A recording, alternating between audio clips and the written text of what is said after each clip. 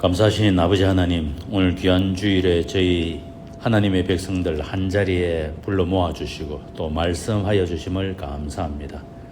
우리가 아브라함의 길을 따르고 다윗의 길을 따르고 아브라함과 다윗의 후손 예수 그리스도의 길을 따르는 그런 믿음의 종들로 성장하도록 도와주시고, 그래서 예수 그리스도의 증인되는 삶을 살 수 있도록 도와주시옵소서. 이 시간 하나님의 말씀을 삼하여 이 자리에 모여사오니 성령님께서 동행하여 주셔서 깨닫는 영을 부어주시고 또 확신시켜 주시옵소서.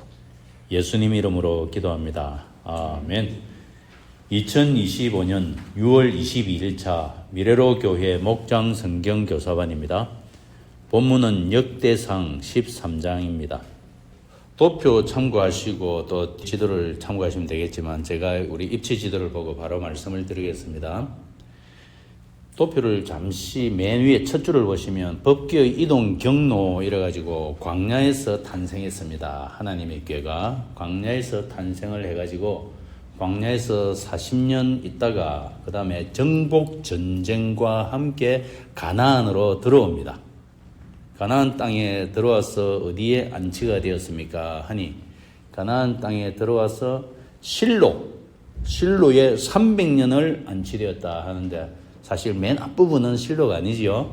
가나안 정복 전쟁하는 16년 동안은 거기 사해 옆에 보시면 여리고 근처에 길갈이라고 있습니다.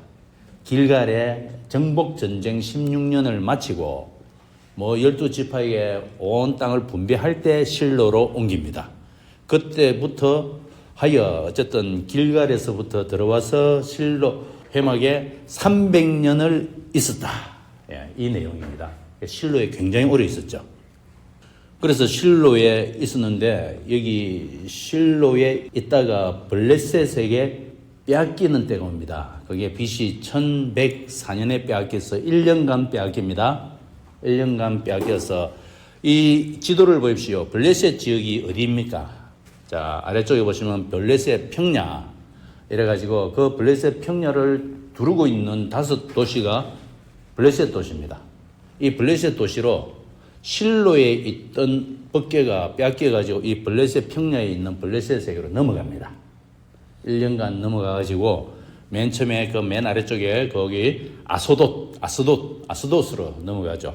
실로에서 빼앗겨가지고 아스돗으로 갔다가 종기가 나고, 그래서 위쪽 동쪽에 있는 가드로 또 옮겨갔다가 거기서도 종기가 나고, 또 거기서 왼쪽 북쪽에 에그론으로 갔다가 거기서도 종기가 나고, 감당할 수 없는 이 하나님의 궤를 어떻게 할 건가 고민하다가 에그론에서 그 위에 벳세메스 쪽으로 암소 새수레에 실어가지고 암소에 매달아서 벳세메스로 쭉 올려보냅니다. 거기가 실로에서 출발하여 블레셋에서 한 바퀴 돌고 벳세메스로 갑니다. 자, 벳세메스에서 사람들이 안을 들여다보고 불경한 짓을 하다가 또 많이 죽었죠. 그래서 벳세메스 사람들이 기럇 여아림, 여기에 아미나답 집, 이 사람은 레위인이라고 합니다. 레위인. 이 사람들은 법궤를 어떻게 해야 된다를 알고 있는 사람이라 하지요. 맨 앞에 도표를 보세요. 법궤가 기원하여 블레셋에게서 기원하여 기럇 여아림에 100년 동안 있었다. 이 내용입니다. 100년간. 그때 기럇 여아림에 들어온 것이 BC 1103년. 1103년부터 100년간 있었는데 이 100년간 세 사람의 중요한 사람이 등장합니다. 사무엘이 나오고 사울이 나오고 다윗 왕이 나와요. 끝자락에 다윗이 비로소 관심을 가지고 모셔와야 되겠다 하는 일이 오늘의 본문입니다. 모셔와야 되겠다. 그러면 그 앞에 사울은 40년간 왕을 하면서 기럇 여아림에 법궤가 안치되어 있었는데 전혀 신경을 안 썼다. 이 사람은 하나님과의 관계에 그다지 관심이 없는 사람, 사람들의 인기에 관심이 많은 사람. 그래서 사울은 하나님의 법궤에 대해 전혀 관심이 없었는데 다윗이 왕이 되면서 이제 옮겨야 되겠다는데 그것도 바로 시작한 것은 아니고, 다윗은 헤브론에서 7년 있을 때는 통일왕국이 아니었죠. 그리고 7년 뒤에 1003년입니다. 다윗 7년, 예루살렘의 다윗성에 옮겨온 게 다윗의 7년, 이때는 예루살렘의 통일왕국의 왕이 된 때죠. 다윗이. 그때 예루살렘에서 통일왕국의 왕이 되자마자 다윗이 기럇여아림에 있는 하나님의 법궤를 옮겨와야 되겠다. 그래가지고 다윗 죽을 때까지 33년간 다윗성에 계속 그대로 있고 솔로몬에게 또 넘어가서 솔로몬이 4년째 성전 건축을 시작하여 솔로몬 제11년에 비로소 법궤가 다윗성에서 솔로몬 성전 안에 지성소로 안치가 된다. 여기까지죠. 그러니까 광야에서 솔로몬 성전 지성소에 안치가 될 때까지 어떤 과정을 겪었는가, 그것을 여기에 볼 수가 있겠습니다. 자, 그 과정에 무슨 사건이 발생하는가, 이것은 무엇을 말하는가. 자, 오늘 본문을 한번 보시겠습니다. 첫 박스를 보시면 다윗이 회중을 소집해서 법궤를 이전하자고 제안합니다. 다윗이 새 왕이 되었는데 7년 동안 헤브론에서 왕이 되고 이제 예루살렘에서 왕이 되었을 때 바로 그때를 말합니다. 그래서 하나님 중심 통치를 선포하고 온 백성과 함께 법궤를 모셔오자고 다윗이 제안을 하였습니다. 다윗은 2절에 보시면 하나님께서 기뻐하신다면 하나님께서 이를 기뻐하실까? 하나님의 뜻을 먼저 관심을 갖고 확인하고자 했고요.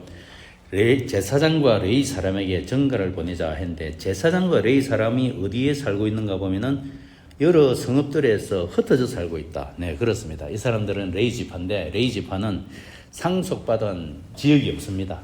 전국에 흩어져서 48개 성읍에 흩어져서 살고 있습니다. 그리고 그들은 그 목초지에서 짐승을 기르고 해서 그 키운 짐승은 제물로 쓸 수 있도록 레위는 이렇게 목초지를 가지고 있습니다. 3절에는 기럇여아림에 있는 언약궤를 예루살렘으로 옮기자. 사울 왕은 40년 동안 법궤에 전혀 관심이 없는 그런 세월을 보냈다. 그래서 4절에 보면은 백성이 이 일을 옳게 여겼다. 이것을 인간적 합의다. 합의가 잘 이루어졌다. 네, 그렇게 합시다. 네, 아멘입니다. 가합니다. 이렇게 되었죠. 자, 그러므로 축제의 분위기가 되었습니다.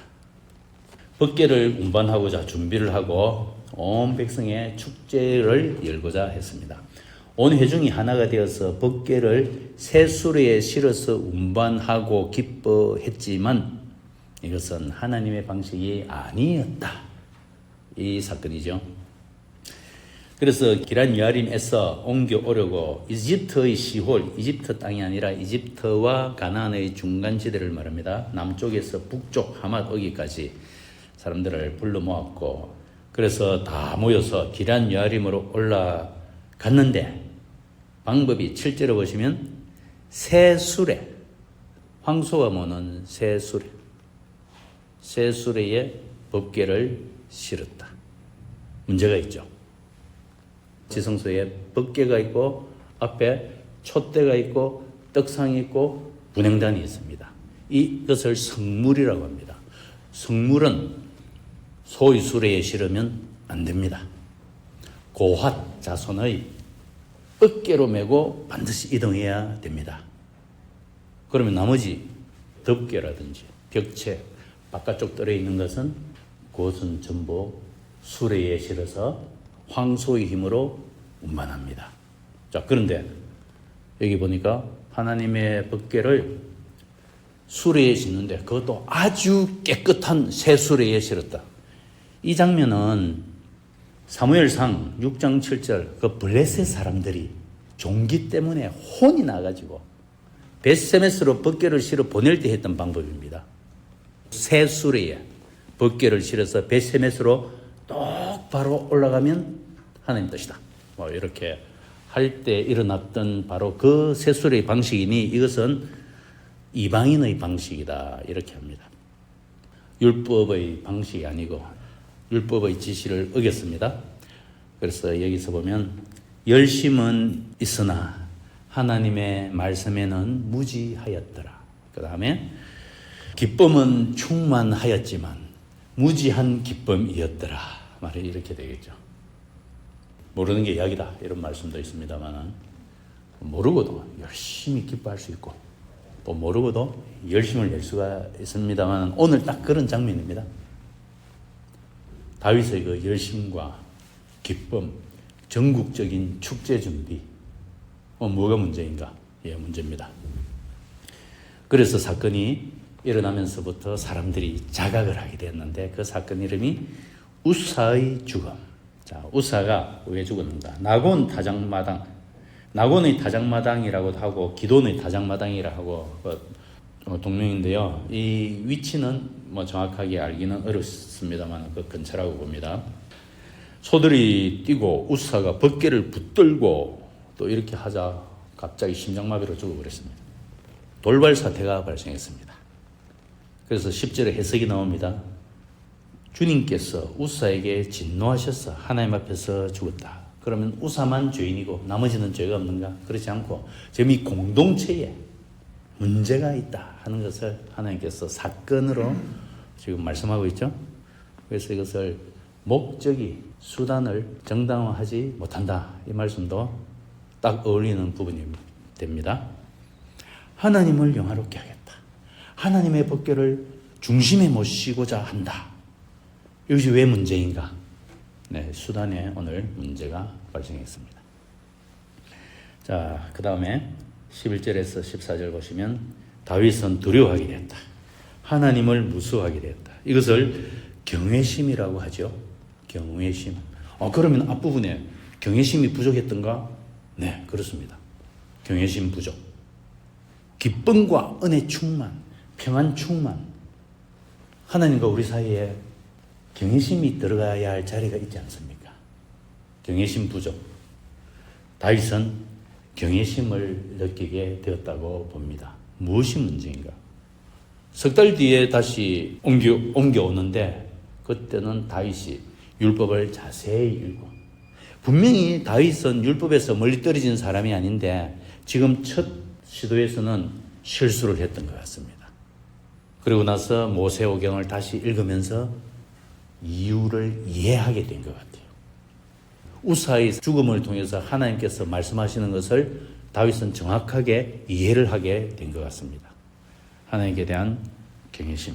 그래서 다윗은 자신의 어리석음을 회개했고 오벳에돔의 집에 석 달 동안 머물렀다. 이 오벳에돔도 레위인이고 성전 문지기로 이름이 나와 있습니다. 개관을 보시겠습니다. 역대기서 저자는 포로기 이후 유대인 공동체에게 여호와를 구하는 신앙을 회복할 때 모든 것을 회복하신다는 믿음을 갖도록 돕고자 한다. 우리가 이 부분을 읽으면 열왕기와 역대기가 무슨 차이가 있는가? 내용이 비슷합니다. 좀 더 보면 열왕기는 남북 왕국을 다 다루고 있다. 역대기는 남왕국만 다루고 있다. 그 외에 무슨 차이가 있는가? 네, 여기서 보면은 1차 수신자가 차이가 있습니다. 1차 수신자. 유대인들이 바벨론에서 포로로 잡혀가서 생활을 했죠. 다음에 그 포로에서 70년을 살다가 다시 이스라엘로 귀환을 했습니다.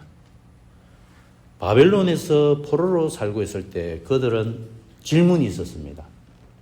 우리가 언약 백성인데 어떻게 이방 땅에 이렇게 포로로 성전도 소멸되고 나라도 소멸되고 이렇게 살 수 있는가 했을 때 열왕기서가 등장을 해서 모세의 율법에 불순종한 것이 문제다. 우상을 숭배한 것이 문제다. 포로기에 있던 유대인들은 문제를 발견했어요. 그러나 회개의 마음을 가졌습니다. 자, 그로부터 70년이 지나서 이제 소수가 이스라엘 땅으로 다시 돌아왔습니다. 돌아왔을 때 그곳에 살고 있었던 원주민들은 이 돌아온 자들을 극렬하게 반대했습니다. 성전 짓는 것도 반대하고 예루살렘 성벽 짓는 것도 반대하고 돌아온 자들의 마음에 우리가 여기 왜 돌아왔는가? 또 두 번째 의문이 들었습니다. 이랬을 때 역대기서가 등장했습니다.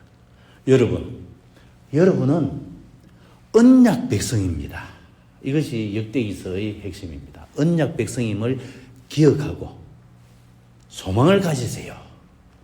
그러니까 비슷해 보이지만 열왕기서와 역대기서가 비슷해 보이지만 수신자에게 주는 메시지가 다릅니다. 바벨론 포로로 살고 있는 사람들에게는 회개의 제목을 가르쳐 주었고, 다음에 이스라엘로 돌아온 이 사람들에게는 역대기서 말씀을 통해서 우리는 여전히 언약 백성이다. 언약 백성임을 증명할 게 있습니까? 네. 그래서 역대기서는 족보가 9장까지 나옵니다. 그 언약이 어떻게 흐르고 흘러서 오늘날까지 이어져 내려왔는가. 이 하나님의 신실하심을 믿으세요. 여러분, 언약 백성입니다. 그래서 역대기는 족보가 굉장히 길게 나오죠. 그렇게 확신을 갖도록. 역대기서는 그래서 저자는 그렇게 소망을 주고자 한 것입니다. 다음 줄 보시면 다윗이 이스라엘의 온 회중과 더불어 하나님의 법궤를 예루살렘으로 옮기기를 원했으나 레위인의 규례대로 하지 않고 새 수레에 실어 운반하려고 하다가 우사가 죽게 되는 사건이 발생합니다. 이 사건은 하나님을 경외함 없이 인간적 방법으로 하나님의 일을 추진했을 때 일어나는 결과를 경고합니다. 네. 나눔을 보시면 첫째로 공동체의 축제장이 우사의 죽음으로 장례식장이 되었습니다. 하나님의 임재를 놓쳤기 때문입니다. 하나님은 친숙한 분이시지만 결코 가벼운 분은 아닙니다. 우리 공동체는 인간적 합의가 중요한가? 말씀대로가 중요한가? 예배 시간 혹은 찬양과 기도 시간은 경외심을 품는 시간인가? 혹은 평범한 종교 행위인가? 기쁨과 평안과 만족을 우리가 누립니다. 중요한 시간입니다. 그런데 거기에서 경외심, 오늘은 다윗이 경외심 부분을 놓쳤던 것 같습니다.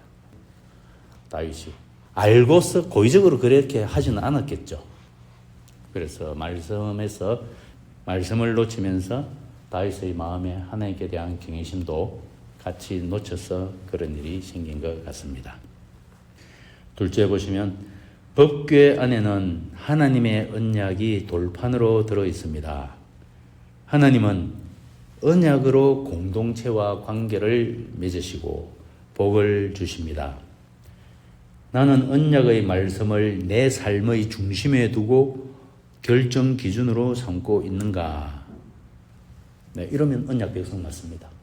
그 언약을 기준으로 내비게이션을 삼으니까 언약 백성 맞고 그 언약으로 위로를 받고 또 힘을 얻고, 아니면 가끔 꺼내보는 긴급 매뉴얼인가?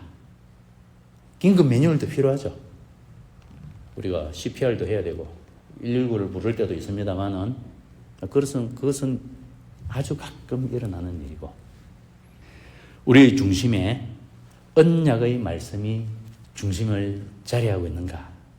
네, 언약 백성이기 때문에 우리는 중심에 언약의 말씀을 갖고 있습니다. 자, 아담스 바이블 보시죠. 시작. 우사가 궤를 붙들었으므로 주님께서 우사에게 진노하셔서 그를 치시니 그가 거기 하나님 앞에서 죽었다. 네, 해설은 그렇습니다. 하나님께 대한 경외심이 없는 곳에 하나님은 임재하실 수가 없다. 임재의 하나님, 법궤 안에 언약의 말씀을 두시고 그 위 속죄소에서 우리와 만나주신 은혜를 찬양합니다. 나는 그 임재 앞에 과연 어떻게 살아가고 있습니까? 가벼운 종교적 열심으로 하나님의 거룩함을 무시한 적은 없습니까? 하나님의 임재 앞에서 무릎 꿇게 하시고 그 언약의 말씀을 마음판에 새기고 살아가는 자 되게 하소서. 예수님 이름으로 기도드립니다. 아멘.